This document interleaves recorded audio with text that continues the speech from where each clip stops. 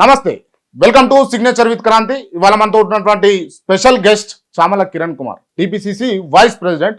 మొత్తానికి అనుకున్నట్టు కాంగ్రెస్ పార్టీ వ్యూహాలు రచించి అధికారంలోకి తేవడంలో ముఖ్య పాత్ర వహించినటువంటి వ్యక్తి ఈయన. ఇవాళ మనతో ఉన్నారు. ముందుగా వెల్కమ్ చేద్దాం. అన్న నమస్తే. నమస్తే. మొత్తానికి అనుకున్న పని చేసిరు, చూసిరు కదా ఎట్లా చేసినాము. అనుకున్న పని చేసినాము.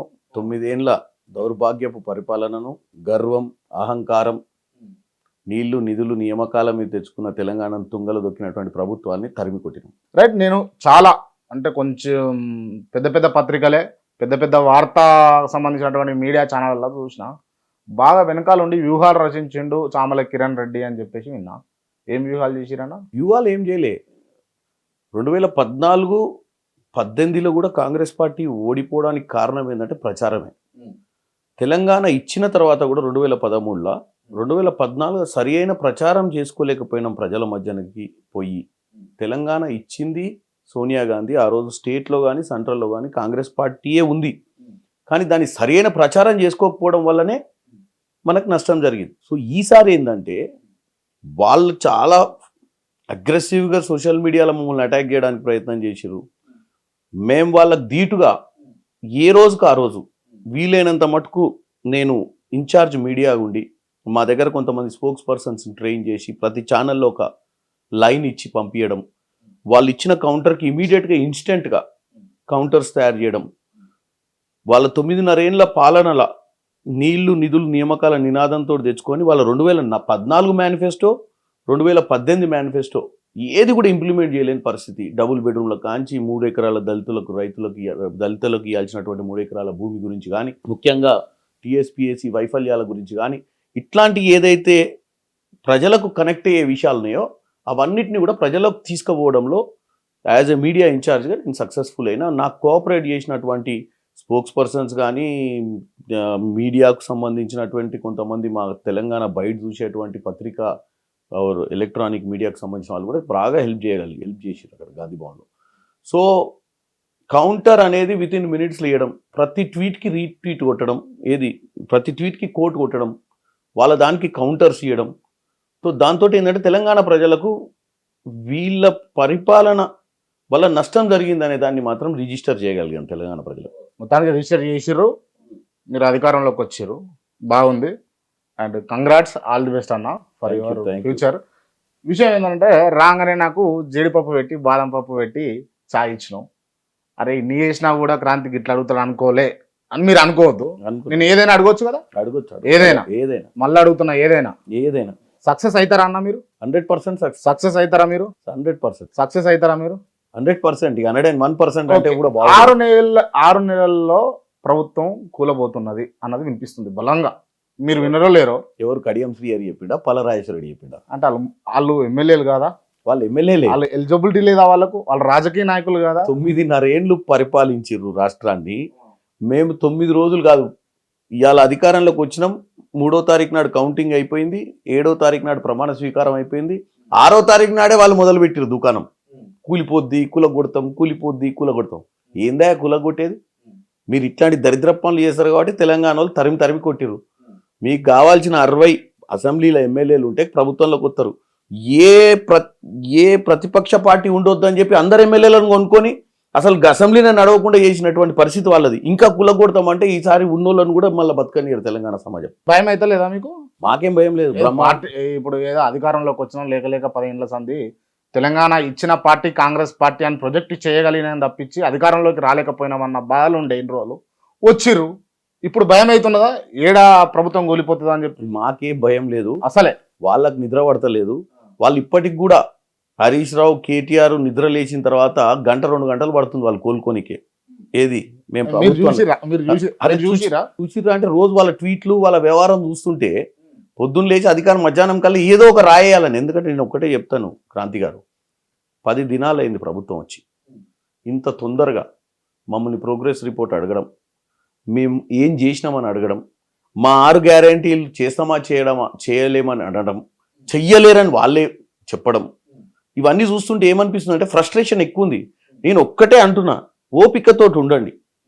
మేం బీఆర్ఎస్ వాళ్ళ మాదిరిగా అపోజిషన్ లేకుండా చేసే పరిస్థితి లేదు. ఈరోజు 39 మంది ఎమ్మెల్యేలు బీఆర్ఎస్లో. అసెంబ్లీ గుంజనికి ప్రయత్నం చేస్తలేరా మీరు? ఎవరు మీరు. మాకేం అవసరము? మీరు నిజం చెప్పండి.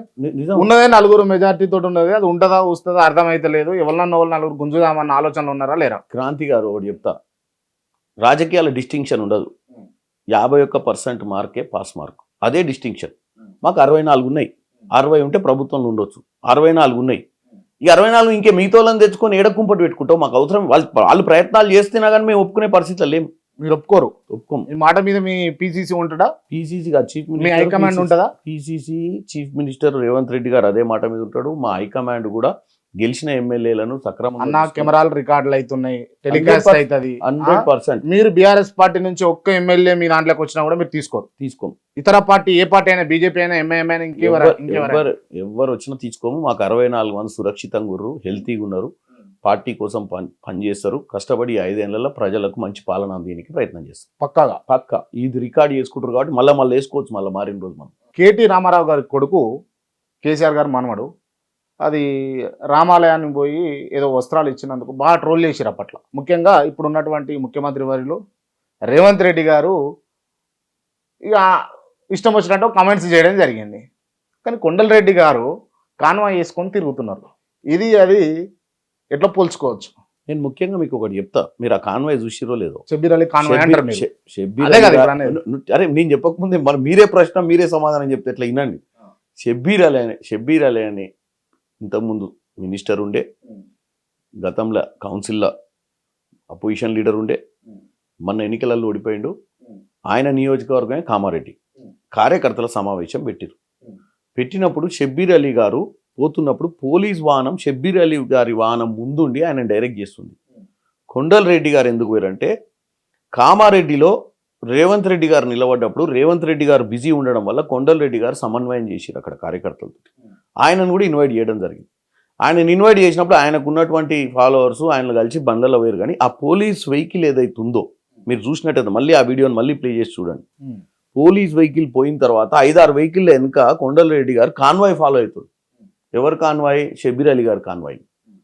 కానీ అక్కడ ఉన్న పరిస్థితి ఏంటంటే, వాళ్ళ ఫాలోవర్స్ ఎవరు అంటే కొండలరెడ్డికి అభిమానులు, కొండలరెడ్డికి రిలేటివ్స్ ఓ వీడియో తీసి ఆయన దగ్గరికి పోయి కొండలన్న బాగున్నావు అని చెప్పి ఓ వీడియో బయటికి రావడం వల్ల దాన్ని బాగా దాన్ని ఇమీడియట్గా రేవంత్ రెడ్డి గారు ఏం చెప్పారు తెల్లారే, నా కుటుంబ సభ్యులు ఎవరైనా ప్రోటోకాల్ ప్రకారం కాన్వాయ్ కానీ ఏదన్నా పెట్టినా, ప్రోటోకాల్స్ అన్యూజువల్గా వాడినా వాళ్ళని సస్పెండ్ చేస్తా అని చెప్పింది. అధికారం ఎవరినైనా ఆఫీసర్స్. నాకు తెలియకుండా మా కుటుంబ సభ్యులు ఎవ్వరు కూడా అధికార దుర్వినియోగం చేయొద్దని చెప్పారు. అది చాలు కదండి. సరే దీన్ని ఒప్పుకుందాం. అక్కడ ప్రమాణ స్వీకారం జరుగుతుంది, ఇక్కడ ఇనుప కంచెలు తీస్తున్నామని చెప్పేసి ఎలివేషన్ తోటి గొప్పగా కాంగ్రెస్ పార్టీ ముందుకు పోయింది. మళ్ళా ఇనుప కంచెలు మొలిచినాయి ఆడ. మీకు అక్కడ ఏమవుతుందంటే, ఇనుప కంచెలు తీసి ప్రజలను లోపలికి పంపించే ప్రయత్నం చేసినాం. ఈ రోజు ప్రజావాణి కార్యక్రమానికి మీరు చూసినట్టయితే తండోపతండాలుగా ప్రజలు సమస్యలతో వస్తారు. మేము కూడా ఎక్స్పెక్ట్ చేయలే ఇన్ని వేల అప్లికేషన్లు ప్రతిరోజు ఇంతమంది వస్తారని చెప్పి. వచ్చినప్పుడు వాళ్ళని లైన్లో పెట్టాల్సిన పరిస్థితి ఉంటుంది. ఎందుకంటే ఫస్ట్ ఎవరు వచ్చారు, సెకండ్ ఎవరు వచ్చినట్టు ఒక లైన్ని పెట్టాల్సిన పరిస్థితి ఉంటుంది. కాబట్టి ఆ లైన్ కోసం అని చెప్పి వీళ్ళు బ్యారికేడ్ వేసిరు, ఆ లైన్లో నిలబడాలి. ప్రజలను ఆపే ప్రయత్నం చేస్తలేం, బ్యారికేడ్ లేచి బయట సెక్యూరిటీ పెడతలేం. కానీ ముందు వాళ్ళు ముందు పోవడానికి, వెనకొచ్చిన వాళ్ళు వెనక ఉండడానికి అని చెప్పి ఒక క్యూ అనేదాన్ని ఏర్పాటు చేసిరు అక్కడ. తప్ప కంచెలు అనేది లేదు. అది కంచెలు అనేది వాళ్ళు ఏ కంచె పెట్టారు తెలుసా? అప్పుడు పైన పెట్టి దానికి అవి కూడా పెట్టారు. ఎవరు ఎక్కకుండా ఎవరైనా వచ్చి లోపలికి రానియకపోతే ఎవరైనా వచ్చి అది ఎక్కి దూకుతారేమోనని, కష్టకాలాలు ఉన్న వాళ్ళు. మేము అట్లా కాదు, మీరు దాన్ని తప్పుగా అర్థం చేసుకున్నట్టు. మేము అర్థం చేసుకున్నాం. ఓకే రైట్ అన్న. ప్రగతి భవన్ అధికార నివాసాన్ని కాదని చెప్పేసి సొంత నివాసంలో రేవంత్ రెడ్డి గారు ఉంటా అని నిర్ణయం తీసుకోవడానికి వెనుక అసలు కారణం ఏంది? అక్కడ ఉన్నటువంటి దాన్ని ప్రగతి భవన్ని ప్రజాభవన్ చేసిరు. అక్కడ బట్టి గారికి ఇచ్చిరు అకామిడేషన్. రేవంత్ రెడ్డి గారు కూడా చెన్నారెడ్డి రీసెర్చ్ ఇది ఉంది కదా మన దగ్గర, ఏడ బంజారా హిల్స్లో, అక్కడ క్యాంప్ ఆఫీస్ పెట్టుకుంటా అనుకుంటారు. ఇప్పుడు దాని మీద నడుస్తుంది చర్చ. ఎందుకంటే ఆయనకి ఇల్లు, ప్రత్యేకంగా ఇల్లు, చాలా పెద్ద ఇల్లు కట్టుకుండు. ముఖ్యమంత్రి అనేటువంటి క్యాంప్ అది ఒక అఫీషియల్ భవనంలో ఉండాలని రూల్ ఏం లేదు, అది ముఖ్యమంత్రి ఇంట్రెస్ట్. కాబట్టి ఉండడం ఇక్కడే ఉంటాడు ఫ్యామిలీ తోటి. క్యాంప్ ఆఫీస్ మాత్రం చెన్నారెడ్డి రీసెర్చ్ డెవలప్మెంట్ సెంటర్ ఏదో ఉంది కదా మనకు, ఇప్పుడు అక్కడ ఉంటారు వచ్చి. అంటే మంచిగానే ఉందా? మంచిగానే ఉంది, ప్రాబ్లం ఏం లేదా? ఏం లేదు. కాకపోతే ఏదో ల్యాండ్ ఉన్నది, బాగా ఎక్కువ ల్యాండ్ ఉన్నది, ఆ నివాసంలో ఒక ఆ స్థలంలో ఒక నివాసం ఏర్పరచుకుందాం అని చెప్పేసి చూస్తున్నారు అని చెప్పేసి మేము విన్నాం. లేదు లేదా ఇది కాదా? అటువంటి ఐడియా ఏం లేదు, తప్పు ప్రచారము. ఉంటే ఆ ఇంట్లోనే ఉంటాడు ఇప్పుడు ఉండే ఇంట్లో, లేదంటే ప్రజలు కలవడానికి కష్టమవుతుంది, కార్యకర్తలు కలవడానికి కష్టమవుతుంది, నాయకులు కలవడానికి కష్టమవుతుంది, బ్యూరోక్రాట్స్ కలవడానికి కష్టమవుతుంది ఇంట్లో ఉంటే. కాబట్టి ఇక్కడి నుంచి అక్కడికి వెళ్తారు. రైట్. ఓకే, మీరు ఇచ్చినటువంటి 6 గ్యారంటీ పథకాల వల్ల ప్రజలు నిజంగా లబ్ధి పొందుతారా, నష్టపోతారా? 6 పథకాలు చాలా ఆలోచించి ప్రజలకు ఏది అవసరమో అది ఇవ్వడం జరిగింది. దానివల్ల లబ్ధి పొందుతారు కాబట్టి 6 పథకాలు ఇచ్చినాం. ఎందుకంటే ముఖ్యంగా మీరు మహిళలు తీసుకోండి, గృహిణులు, ఈ బిలో పావర్టీ లైన్లో అంటే పేద కుటుంబాలలో గృహిణులకు వంట చేసుకోవడానికి వస్తువుల ధరలు అత్యధికంగా పెరిగినాయి గత కొన్ని సంవత్సరాలు. వాళ్ళకి కావాలని చెప్పి 2,500 రూపాయలు గృహలక్ష్మి పథకం కింద ఇస్తారు. ఎలక్ట్రిసిటీ 200 యూనిట్లు, అది కూడా ఈ పేద కుటుంబాలకు. సిలిండర్ 500. సో ఇవన్నీ కూడా సిలిండర్ విషయం ఒకటన్నా, సిలిండర్ 500 కంటే 500 ఇస్తే ఇప్పుడు సిలిండర్ వస్తుందా? 500 మళ్ళా సబ్సిడీ పడుతుందా? 500 సిలిండర్ వస్తుంది. సెంట్రల్ గవర్నమెంట్కి నుంచి మనకు వచ్చేదానికి స్టేట్ గవర్నమెంట్ సబ్సిడీ ఇస్తుంది. మిగతాది స్టేట్ గవర్నమెంట్ ఇస్తుంది సబ్సిడీ. ఎంత 1000 రూపాయలు కట్టి సిలిండర్ తీసుకోవాలన్నా ఇప్పుడు ఎట్లా? 500 కట్టే సిలిండర్, 500 కడితే సిలిండర్ వస్తుంది. కాకపోతే డిస్ట్రిబ్యూటర్స్ ఎవరైతే ఉన్నారో వాళ్ళు 500కు మేము సిలిండర్ ఇయ్యము, మాకు 1000 రూపాయలు ఇస్తే మేము సిలిండర్ ఇస్తాము, 500 రూపాయలు మీకు సబ్సిడీ పడుతుంది అని చెప్పేసి చెప్తున్నారు వాళ్ళు. మీరు అర్థం చేసుకోవడం ఏంటంటే ప్రభుత్వము ఇప్పుడు రానున్న 28వ తారీఖు నాడు దీని మీద క్లారిటీ ఇస్తుంది. ఏమని? 500 రూపాయలు వచ్చేట ఆయన కడతాడు. ఎవరు? యూటిలైజర్, అంటే ఎవరైతే సిలిండర్ కొనుక్కోవడానికి వెళ్ళినటువంటి వ్యక్తి. మిగతాది ఏదైతే సబ్సిడీ ఉందో, అంటే మిగతా 500, 1200 ఉందనుకోండి, 700 రూపాయలు గవర్నమెంట్ సబ్సిడైజ్ చేస్తుంది. సో బిల్లు గవర్నమెంట్ కడుతుంది. మిగతాది స్టేట్ గవర్నమెంట్ తీసుకున్నటువంటి పథకం అది. సో స్టేట్ గవర్నమెంట్ సపోర్ట్ చేస్తుంది వీళ్ళకు. వీళ్ళు కట్టేది 500. దాంట్లో క్లారిటీ 500 రూపాయలకు నీ ఇంటికి సిలిండర్ వస్తుంది పక్కా. 1000 రూపాయలు కట్టాల్సిన అవసరం లేదు. యూటిలైజర్ 1000 రూపాయలు కట్టాల్సిన అవసరం లేదు. క్లియర్ కదన్నా? క్లియర్. రైట్. ఓకే, ఇప్పుడు ఉచిత బస్సు ఉన్నది కదా, ఉచిత బస్సు వల్ల మీరు విన్నరో వినలేదో కానీ నేను వీడియోలు కూడా మీకు చూపిస్తా. ఒక ఆమె అన్నది, ఒక తోటి జర్నలిస్ట్ పోయి అడిగితే, ఏందమ్మా ఇట్లా ఎట్టిపోతున్నావు అని అంటే, ఏమున్నది ఫ్రీ ఇస్తున్నారు కదా ఉత్తగా తిరుగుతున్నాను అన్న. ఇంకొకటే చెప్తా, కొత్త కాబట్టి బస్సు ఏమో ఉత్తగా తిరుగుతారు, ఉత్తగా తిరుగుతారు అంట. కొత్తగా కాబట్టి ఆమె ఏదో బస్సు ఎక్కి ఇక్కడికి బస్సు ఎక్కి ఊరంతా తిరగాల్సిన అవసరం, అదేమి హెలికాప్టర్ కాదు, ఏరోప్లేన్ కాదు, చూడనీకి పైకి ఎక్కి బస్సు కొత్తగా ఎక్కాల్సిన అవసరం లేదు ప్రజలకు. నిజంగా నేను ఏరోప్లేన్లో ఫ్రీగా తిప్పుతామంటే ఎక్కనోళ్ళు చాలా మంది ఉంటారు కాబట్టి పేద కుటుంబాలలో హెలికాప్టర్ ఏరోప్లేన్ ఎక్కనికే పోతారు. బస్సు ఎక్కమ్మా ఉట్టిగా తిరుగుతాం అంటే ఎవరు తిరగరు.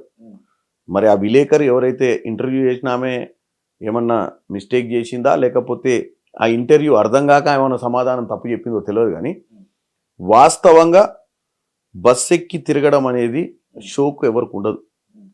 పని ఉంటే, పని అత్యవసరమైన పని లేకున్నా ఎవరన్నా కలిసి వద్దాము దూరపు చుట్టాలనో, ఎలాగూ బస్సు ఉంది కదా డబ్బులు పెట్టాల్సి వస్తే ఇవాళ కాదులే బిడ్డ రేపు పోదాం అనుకుంటోళ్ళు, ఇవాళ ఉచిత బస్సు ఉంది కాబట్టి జర అక్కనో చెల్లెనో కొడుకో కోడలో ఎక్కడన్నా ఉంటే పోయి కలిసి వచ్చే ప్రయత్నం చేస్తారు. సో దానివల్ల వీళ్ళకి సంబంధాలు కూడా పెరుగుతాయి. ఎందుకంటే గతంలో ప్రతిదీ ఆర్థికంగా ఆలోచించాల్సి వచ్చేది. ఇలా రాష్ట్రంలో ఏ నుంచైనా ఎక్కడికైనా బస్సులో పోవచ్చు కాబట్టి మహిళలకు వాళ్ళ పిల్లల్ని చూసుకోవడం, మనవరాలు హైదరాబాద్ చదివితే చూసి హాస్టల్ దాకా పోయి వస్తాం అనుకోవడం, ఇట్లాంటివి జరుగుతాయి. దానివల్ల తప్పుగా అర్థం చేసుకోవాల్సిన పని లేదు. రైట్ అన్న. ఇప్పుడు ఈ ఆర్టీసీ ఉచిత బస్సు సౌకర్యాల వల్ల అంటే మహిళలకి రోజుకు 4 కోట్ల రూపాయల నష్టం వస్తుంది అసలు టీఎస్ఆర్టీసీకి. ఈ 4 కోట్ల రూపాయల నష్టాన్ని, రోజువారీ నష్టాన్ని ఎక్కడ తీస్తారు మీరు? నేను ఒకటే చెప్తున్నా, ఈరోజు 13 రోజుల తర్వాత మనం ఇప్పుడు కూడా అసెంబ్లీ నడుస్తుంది.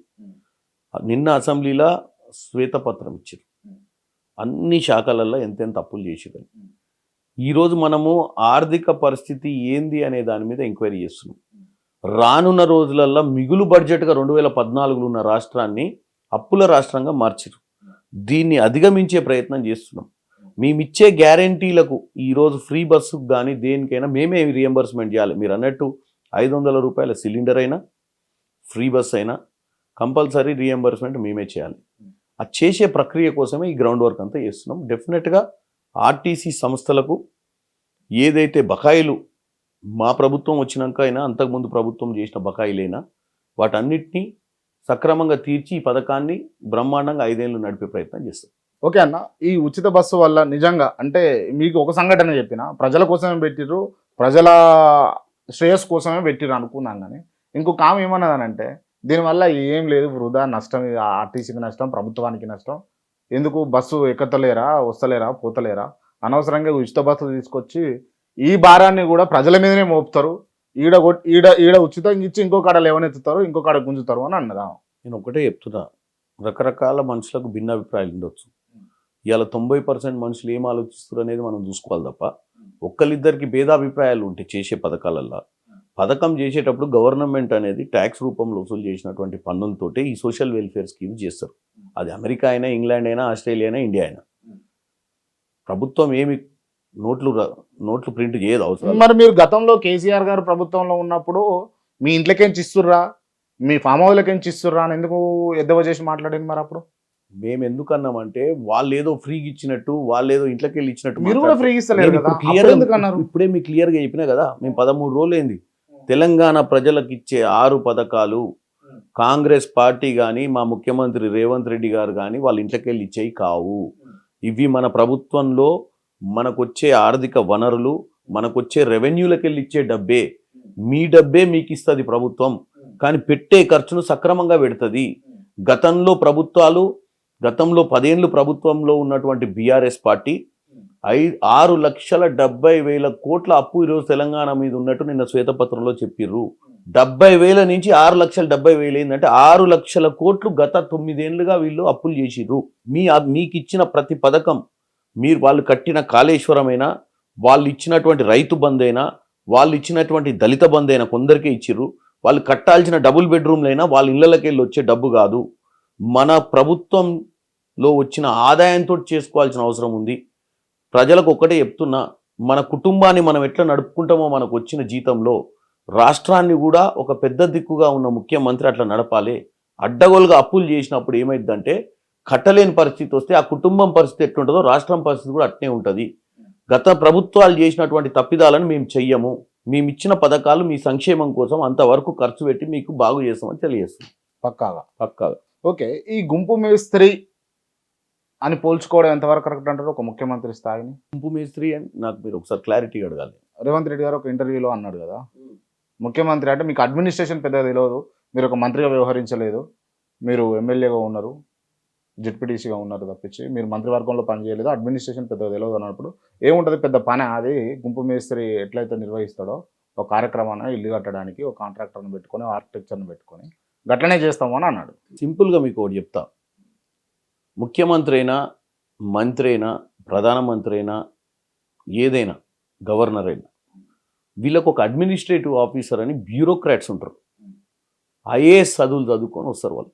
అంటే ఈ భారతదేశంలో యూపీఎస్సీ క్రాక్ చేసే ఎగ్జామ్స్ ఐఏఎస్లు ఉంటారు సెక్రటరీలుగా, వాళ్ళ నాలెడ్జ్ ఉంటుంది వాళ్ళకి. అడ్మినిస్ట్రేషన్లో ఫస్ట్ ఆఫ్ ఆల్ సమన్వయం ఉండాలి, మనకు లౌక్యం ఉండాలి నేర్చుకోనికి. మన ఐఏఎస్ అధికారులు కరెక్ట్ మనుషుల్ని మనం పక్కన పెట్టుకున్నట్టయితే మన పాలనలో వాళ్ళది ఐడియా కానీ డైరెక్షన్ కానీ ఉంటుంది. మనం ప్రజల తరపున వాళ్ళతో డిస్కస్ చేసి ఏం చేస్తే బాగుంటుంది, ఏం చేస్తే వైబిలిటీ ఉంటుంది అనేది ఒక ఐఏఎస్ ఆఫీసర్లతో డిస్కస్ చేస్తాం. మనం ప్రతి ఎమ్మెల్యేకు క్వాలిఫికేషన్ పెట్టలే. ముఖ్యమంత్రి కావాలంటే పిహెచ్డి చదివి ఉండాలని రూల్ లేదు. ముఖ్యమంత్రి 7వ తరగతి పాస్ అయినా కానీ గతంలో ముఖ్యమంత్రి కావచ్చు, కానీ 7వ తరగతి చదివిన ముఖ్యమంత్రికి కొంచెం ఇంగిత జ్ఞానం అయితే ఉండాలి. ఏమని ఉండాలి? పక్కన ఉన్నటువంటి ఐఏఎస్ ఆఫీసర్లను, ప్రతి శాఖకు ఒక సెక్రటరీ ఉంటాడు, సీనియర్ ఐఏఎస్ ఆఫీసర్, వాళ్ళ ఆదేశాలు, వాళ్ళ ఆలోచనను ప్రభుత్వంలో తప్పిదాలు జరగకుండా చేయాల్సిన అవసరం ఉంటుంది. దీన్ని మీరు అంగీకరిస్తారా? అంటే గుంపు మేస్త్రి విధానాన్ని అంగీకరిస్తారా మీరు? గుంపు మేస్త్రి విధానాన్ని అంటే పెద్ద టెక్నాలజీ ఏం అవసరం లేదని చెప్పిండు ఆయన ఇండైరెక్ట్గా. ఒక ఇల్లు కట్టాలంటే నీ దగ్గర ఉండాల్సింది ఏంది? డబ్బు. నీకు కావాల్సింది ఏంది? పనోళ్ళు.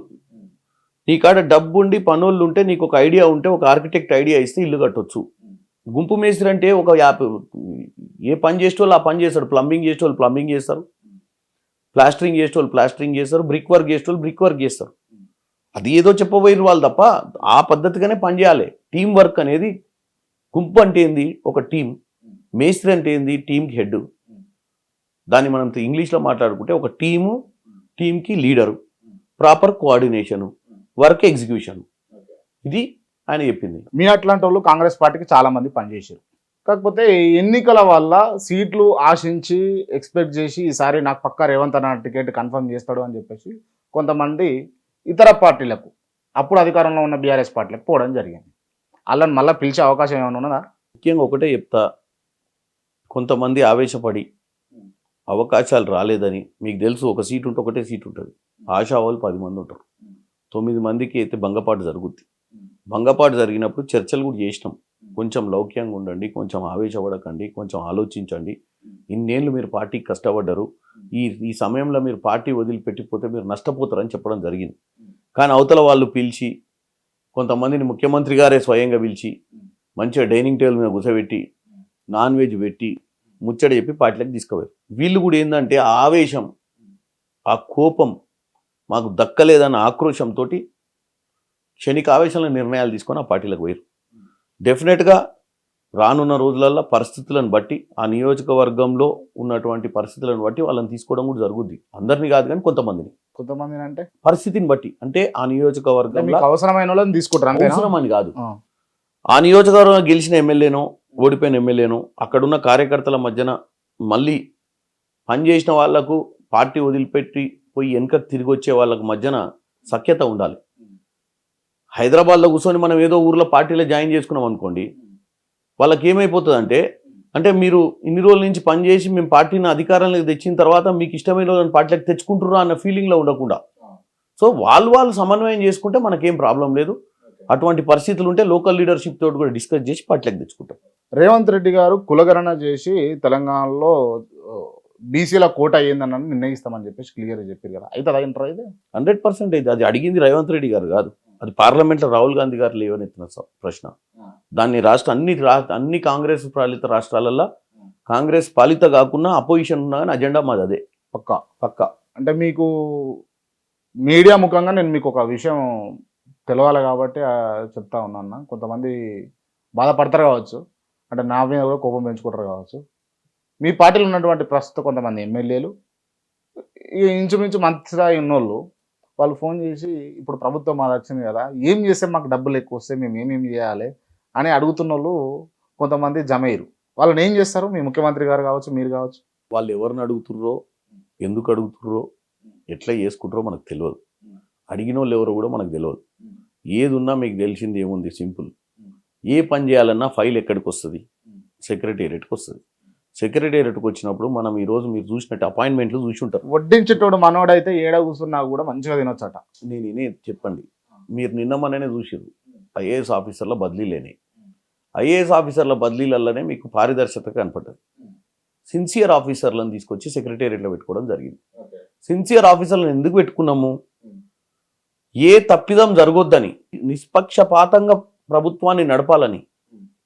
ఏ నిర్ణయం తీసుకున్నా కానీ అది ఇంకెవరికి నష్టం జరగొద్దు, ప్రభుత్వ ఖజానాకు కూడా నష్టం జరగొద్దు అన్న ఆలోచనతోటి ఈరోజు మనం మంచి ఐఏఎస్ ఆఫీసర్లను, ఇన్ని రోజులు లూప్ లైన్లు ఉండే వాళ్ళు ఎందుకు తెలుసా? వాళ్ళు చెప్తే వినరు, తప్పు జరుగుతుంటే ఊకోరు అన్న విషయంలో. వీళ్ళు దగ్గర మంచి సీఎండీలనే ఐఏఎస్లు కాకుండా సొంత చుట్టాలను పెట్టుకునే పరిస్థితి వచ్చింది బీఆర్ఎస్లో. ఈరోజు మనం వచ్చి ప్రక్షాళన చేసింది మా ముఖ్యమంత్రి గారు. డెఫినెట్గా ఎవరికన్నా పిచ్చి ఐడియాలు ఉంటే, అది ఎంత పెద్ద లీడర్ అయినా ఆ పిచ్చి ఐడియాలను మైండ్లోకి వెళ్ళి తీసే. మళ్ళొకసారి చెప్పరా?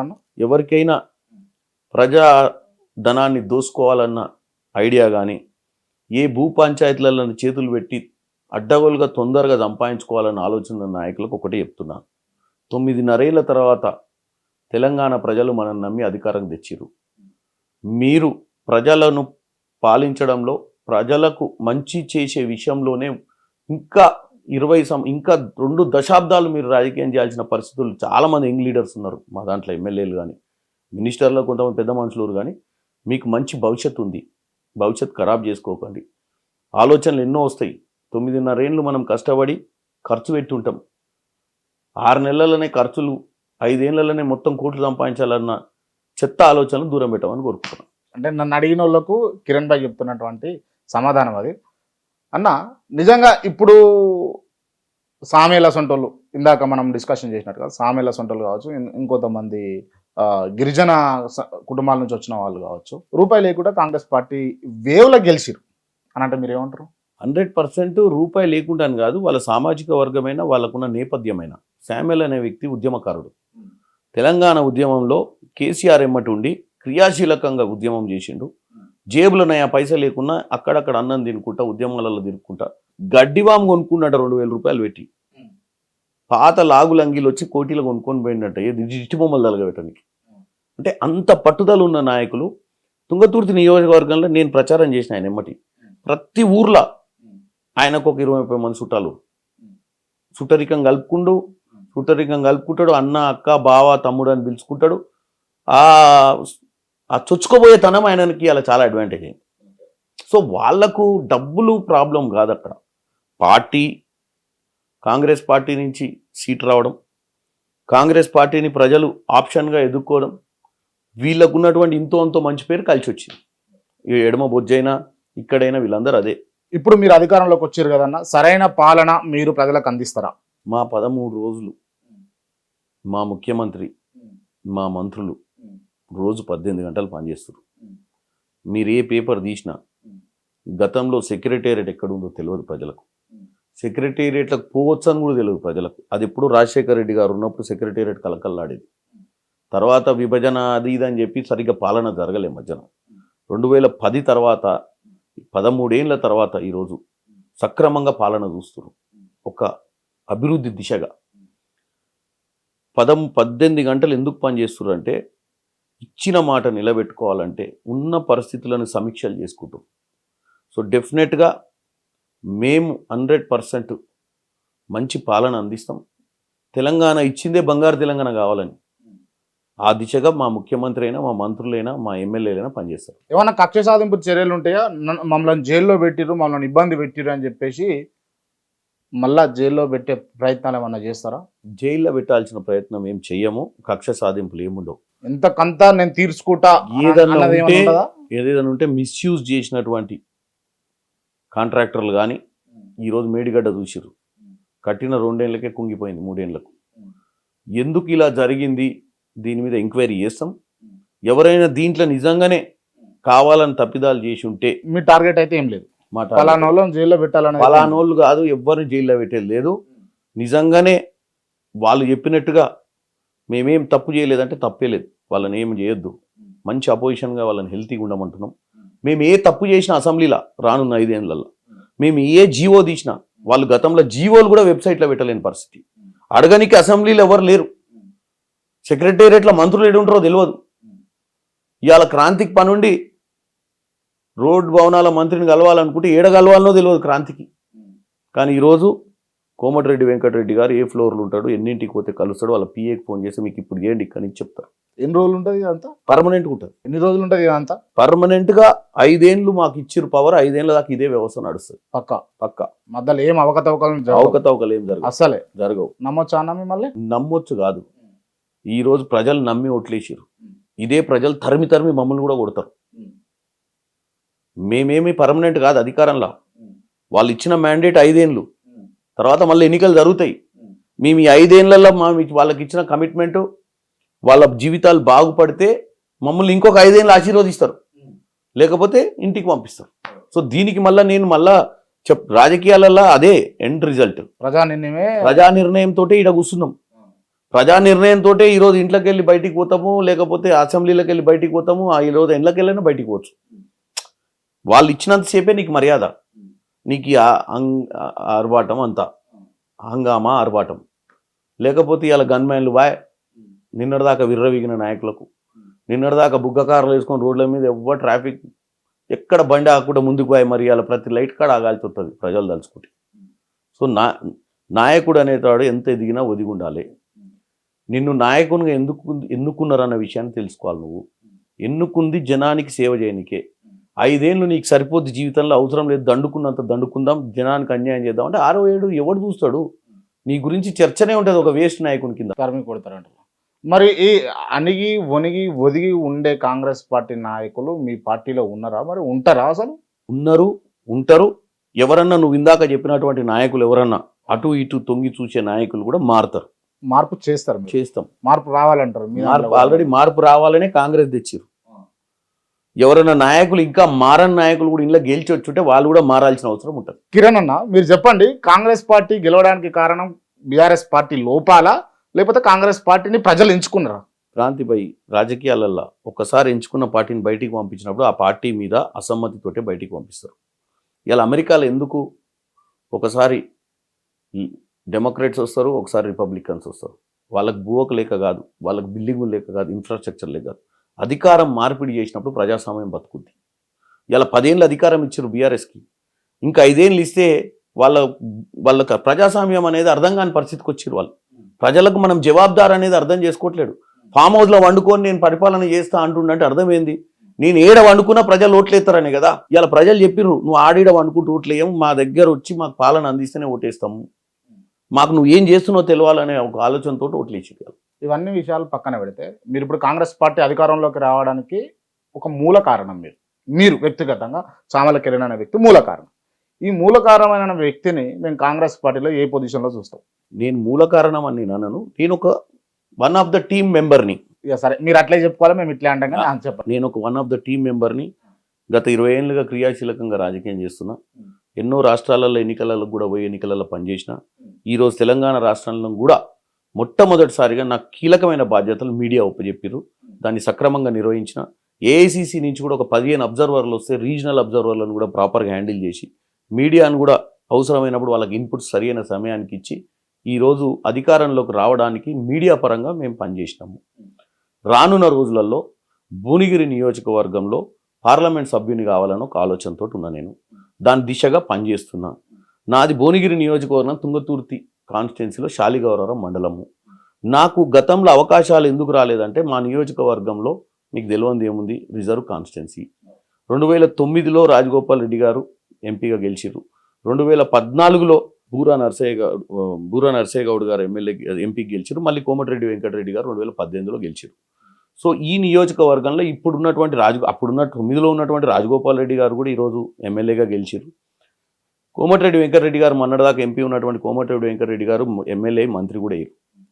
సో మాకు కూడా 1999 తర్వాత మా ఉమ్మడి నల్గొండ జిల్లాలో కొత్త లీడర్లు రాలే. ఎందుకంటే అప్పుడు ఉన్నటువంటి యూత్ కాంగ్రెస్ నాయకుడు కోమటిరెడ్డి వెంకటరెడ్డి గారు యూత్ కాంగ్రెస్ నాయకునిగా ఉండి అప్పుడు నల్గొండలో వ్యాక్యూమ్ వచ్చింది కాబట్టి అక్కడ పోయి ఆయన నిలబడటం జరిగింది. ఆయన మంచి నాయకునిగా ఎదిగారు. ఈరోజు నేను కూడా యువజన కాంగ్రెస్, నాకు ఇంకా అవకాశాలు లేటుగా వచ్చినాయి. ఈరోజు నాకు 48 ఏళ్ళు. అంటే నాకు 36 సంవత్సరంలో నేను 2007లో రాజకీయాలలో క్రియాశీలకంగా తెలిసి మీ తోటలు అందరూ గతంలో మాట్లాడుకున్నట్టుగా మంత్రులు, ఎంపీలు, ఎమ్మెల్యేలు. నిన్న ఆర్డర్ చెప్తా మీకు. మధ్యప్రదేశ్లో సిఎల్పి లీడర్గా ఎన్నుకోబడ్డ ఉమన్ సింగార్ ఎస్టీ, అలాగే ఓబీసీ నాయకుడు జీతూ పట్వారి పిసిసి ప్రెసిడెంట్ అయ్యిండు. ఉమన్ సింగార్ వచ్చి సిఎల్పి. వీళ్ళిద్దరు కూడా మా కమిటీయే. ఒక ఆయన జనరల్ సెక్రటరీ ఉండే నాతో పాటు, ఇంకొక ఆయన యూత్ కాంగ్రెస్ ప్రెసిడెంట్. అంటే అంత సీనియర్ అన్నాడు మీరు కాంగ్రెస్ పార్టీలో? సీనియర్ అంటే కలిసి సీనియర్. ఇప్పుడు నువ్వు ఒకటే క్రాంతిబాయి 2009లో టికెట్ వచ్చింది అనుకుందాం, ఇదే తుంగతుర్తి రిజర్వ్ కాలేదు అనుకుందాం, లేదా ఇంకెక్కడన్నా కాంగ్రెస్ పార్టీ నాకు అవకాశం ఇచ్చుంటే 2009, 2014, 2018, 2023 అంటే 4 సార్లు నీకు అవకాశం వచ్చేది కదా. నా తోటోళ్ళందరికీ అప్పుడు టికెట్లు వచ్చినాయి. సరే ఒకసారి ఓడిపోయినా 3 సార్లు ఎమ్మెల్యే లేరు, మధ్యన ఓడిపోయిన వాళ్ళు కూడా ఉన్నారు. కానీ డెబ్యూ అయింది 2009లో. సో ఆటోమేటిక్గా ఎంపీ లేని వాళ్ళు కూడా 2009లో లేరు. నేను కూడా అడిగినప్పుడు ఎంపీ టికెట్ రాజశేఖర రెడ్డి గారిని. కానీ అప్పుడున్న రాజగోపాల్ రెడ్డి గారికి ఉన్నటువంటి పరిస్థితులలో ఆయనకు ఉన్నటువంటి అంగబలము, ఆర్థిక బలము, వాళ్ళ ఫ్యామిలీకి ఉన్న పేరుతో అప్పుడు టికెట్ ఇచ్చిర్రు. అది ఇప్పుడు ఓకే. అది ఇప్పుడున్న పరిస్థితుల్లో నేను పార్టీకి ఇన్ని రోజులు పనిచేసిన, పార్టీ కష్టాలలో ఉన్నప్పుడు కూడా ఈ 10 ఏళ్లలో కూడా పోరాటం చేసినాము. అన్ని ధర్నాలల్లో, అన్ని కార్యక్రమాలలో పాల్గొన్నా. కాబట్టి డెఫినెట్గా నేను ఆశిస్తున్నా, నాకు పెద్దల ఆశీర్వాదం ఉంటామని నమ్ముతున్నా. అధిష్టానం ఆశీర్వదిస్తుంది, ముఖ్యమంత్రి గారు చేస్తారు, మా కోమటిరెడ్డి సోదరులు కూడా ఈసారి నాకు అవకాశాన్ని వదిలిపెడతారని నేను అనుకుంటున్నాను. అంటే కాంగ్రెస్ పార్టీలో ఒక రకంగా మరుగున పడ్డది, అడుగున పడ్డది అన్న క్రమంలో కూడా మీరు కాంగ్రెస్ పార్టీని అంటిపెట్టుకొని, కాంగ్రెస్ పార్టీ పక్కన పెట్టినా కూడా మీరు అంటిపెట్టుకొని ఉన్నారు కదా. ఇట్లాంటి వాళ్ళకి కాంగ్రెస్ పార్టీ ఆదుకుంటుంది, హక్కునే చేర్చుకుంటుంది అని అయితే నేను నమ్ముతున్నా. మరి చూద్దాం ఏం జరుగుతుందో. మీరు భువనగిరి పార్లమెంట్ మీకు కేటాయించారు, గెలిచేంత సత్తా, ఓటు బ్యాంకు, అంగబలము, ఆర్థిక బలము మీ కాడున్నాయా? అంగబలము, ఆర్థిక బలము ఏమంటారు నాయకుల సపోర్టు, అధిష్టానము, ఆశీర్వాదం అన్నున్నాయి నాకు. 100% గెలుస్తా. మీకు ఇందాకనే చెప్పిన, నన్ను నాయకుని ఎన్నుకుంటే నాకు ఒకటే లక్ష్యం, వీలైనంత మటుకు ప్రజలకు సేవ చేయాలి, ప్రజా సమస్యలను పరిష్కారం చేయాలి. మా నియోజకవర్గం నుంచి అటు సెంట్రల్, ఇప్పుడు కోమటిరెడ్డి వెంకటరెడ్డి గారు కూడా గతంలో ఎన్నోసార్లు మీరు చూసారు, సెంట్రల్ గవర్నమెంట్లో పోయి మినిస్టర్లను కలిసి వీలైనంత మటుకు అక్కడ ఉన్నటువంటి సమస్యలను పరిష్కారం చేయడానికి అన్ని మంత్రిత్వ శాఖలను కలుస్తారు. నేను చదువుకున్న వాడిని, నాకు లాంగ్వేజ్ బ్యారియర్స్ లేవు, నేను హిందీ, ఇంగ్లీషు అన్ని విధాలుగా పర్ఫెక్ట్గా మాట్లాడగలుగుతా. వీళ్ళ కోసం నేను పార్లమెంట్లో పోరాటం చేసి నా పార్లమెంట్ పరిధిలో ఉన్న 7 నియోజకవర్గాలలో ఆ నియోజకవర్గాల అభివృద్ధి కోసం పనిచేస్తాం.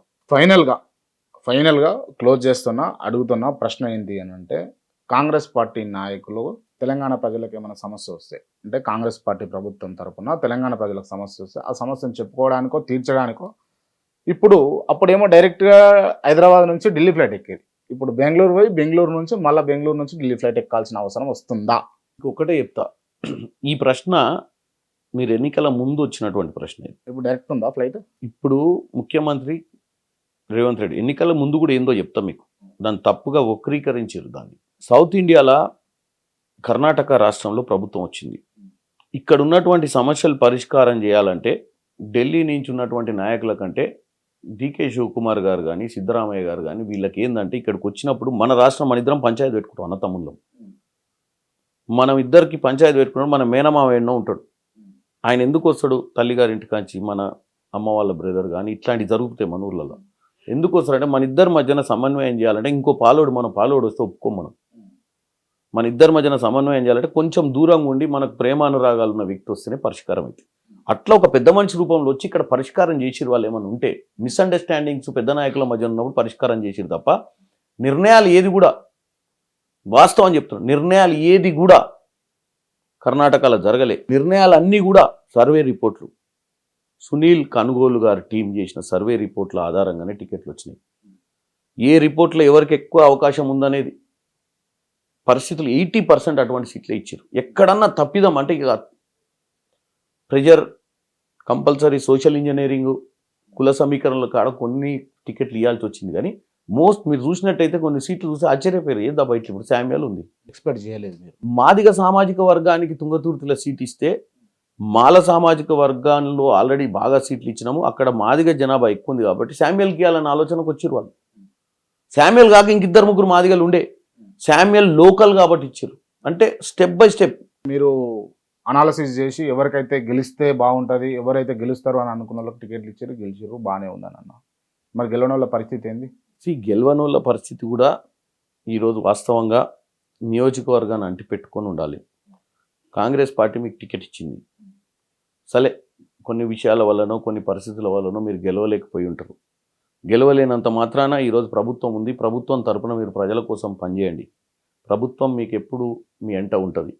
ప్రజా సమస్యలను తీసుకొచ్చి ముఖ్యమంత్రి గారు మీకు అందుబాటులోనే ఉంటారు కాబట్టి ముఖ్యమంత్రి గారితో అక్కడున్న ప్రజల సమస్యలు పరిష్కారం చేస్తే రానున్న రోజుల్లో మీకు ఆశీర్వాదం ఇచ్చి మళ్ళీ మీరు గెలుస్తారు ఎన్నికలలో. ఇప్పుడు ఏం గెలవలేదు కదా అని నియోజకవర్గాలు వదిలిపెట్టి మళ్ళీ మీ వ్యాపారాలలో మీ పనులలో మళ్ళీ 3-4 ఏళ్ళ దాకా ప్రజల్ని పట్టించుకోకపోతే మళ్ళీ మిమ్మల్ని కాన్స్టిట్యున్సీలకు రానియరు. గతంలో ఇటువంటి తప్పిదాలు చేసిన వాళ్ళు ఈరోజు రాజకీయాలలోనే లేకుండా పోయారు. నేను ఒకటే చెప్తున్నా, ఓటమి గెలుపు రాజకీయాలల్లో జరిగేదే రెగ్యులర్గా. కానీ ఓడినప్పుడు కూడా ఎవరైతే అక్కడ కార్యకర్తలకు అండగా నిలబడతారో వాళ్ళు సక్సెస్ఫుల్గా పెద్ద నాయకులుగా ఎదుగుతారు. ఫైనల్గా అడుగుతున్నా, ఈసారి చామల కిరణ్ ఎంపీ అవుతుండా? 100% నా నమ్మకం, నేను ఎంపీ అయితా, నాకు టికెట్ ఇస్తారు, నన్ను ప్రజలు ఆశీర్వదిస్తారు. నాకు ఎన్నికలు చేసుకోవడం ఎట్నో తెలుసు, ఎందుకంటే గతంలో ఎన్నోసార్లు ఎన్నికలు చేసిన కాబట్టి ఎన్నికలు చేసుకోగలుగుతా, ప్రజలకు సేవ చేసుకోగలుగుతా. నాకు ఈసారి ఈ అవకాశం వస్తుందని 100% నమ్ముతున్నాను. రైట్, థ్యాంక్ యూ అన్న, thank you so much. And interview close చేసే ముందు నేను కొంతమంది పేర్లు చెప్తా, వాళ్ళకి సంబంధించి మీరు 1 word ఆన్సర్ ఇవ్వాల్సి ఉంటుంది. మాజీ ముఖ్యమంత్రి, తెలంగాణ తొలి ముఖ్యమంత్రి కేసీఆర్. ఓవర్ కాన్ఫిడెన్స్, అహంకారం. ప్రస్తుత ముఖ్యమంత్రి రేవంత్ రెడ్డి గారు. ముందు చూపు, ఆలోచన. కోమటిరెడ్డి వెంకటరెడ్డి, ప్రజానాయకుడు. కోమటిరెడ్డి రాజగోపాల్ రెడ్డి, ప్రజాదరణ ఉన్న నాయకుడు. కల్వకుంట్ల తారక రామారావు, చదువు ఎక్కువ పని తక్కువ. తన్నీరు హరీష్ రావు, రబ్బర్ చెప్పులతో వచ్చి ఎల్వి షూస్ దాకా ఎదిగాడు. మల్లారెడ్డి, పాలు పోసుకుంటున్నా అని మొత్తం భూములు వేసేసిండు. ఈటల రాజేందర్, చివరికి ప్రజలు ఎక్కడికి పంపించాలని అక్కడ పంపించారు. ధర్మపురి అరవింద్, మాటలు ఎక్కువ పని తక్కువ. కల్వకుంట్ల కవిత, ఇక లాస్ట్కి లిక్కర్ బిజినెస్ని మళ్ళీ మొదలు పెట్టుకోవాల్సిన పరిస్థితికి వచ్చింది. చామల కిరణ్ నమ్మితే ఇంత దూరమైన వస్తాడు, వీలైనంత మటుకు వాళ్ళ కోసం ఏదైనా చేయాలని తాపత్రయపడతాడు. క్రాంతి మంచి జర్నలిస్ట్, ఫ్యూచర్ చాలా ఉంది. Thank you so much.